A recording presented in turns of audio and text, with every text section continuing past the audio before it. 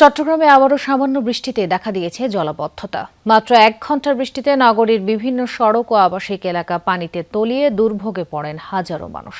যদিও সংশ্লিষ্টরা বলছেন আগের তুলনায় পানি দ্রুত নামছে এবং চলমান প্রকল্পগুলোর সুফল মিলতে শুরু করেছে।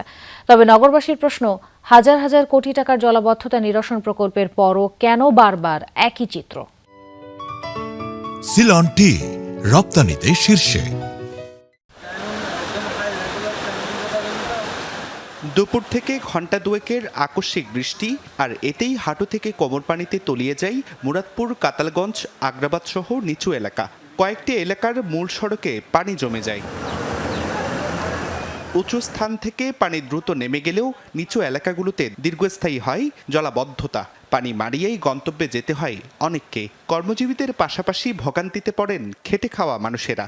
বর্ষাকাল আসলে এরকম প্যান্ট তুলে অত মারা বোনরা সারে কাপড় ধরে চলে যেতে হচ্ছে। ভোগান্তি তো আছে, আগে যেরকম ছিল এখনো আছে, ওইটা তো আছে। দেখেন না এখন আমার অবস্থা, দেখেন না, এক কোমর পানি। অল্প বৃষ্টিতে পানি কষ্টতে মানে যাওয়া আসা একটু ডিস্টার্ব এরকম। সকালে থেকে 12 বসে থাকতে এখানে ফ্লাইওভারের নিচে দুর্ভোগ হয়, কষ্ট হয়, চলাফেরা, রাস্তার পানি আড়ে, পানি উঠে রাস্তা। সামান্য বৃষ্টি হলেই দুর্ভোগ বাড়ে নগরবাসীর।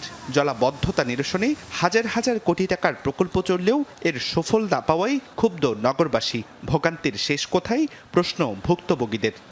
এই কাজটা সুফল পাওয়ার মতো এক্সপার্ট দিয়ে এগুলো অ্যাসেসমেন্ট করা লাগে।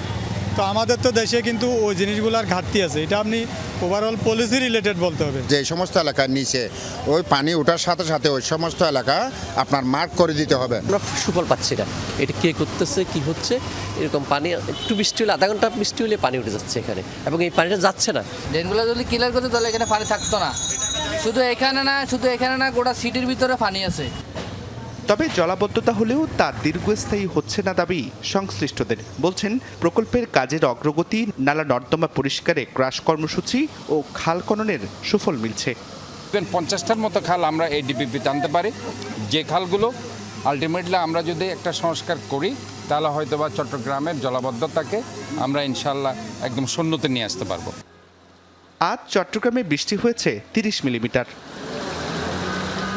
জুবাইর রিফাত, যমুনা নিউজ, চট্টগ্রাম।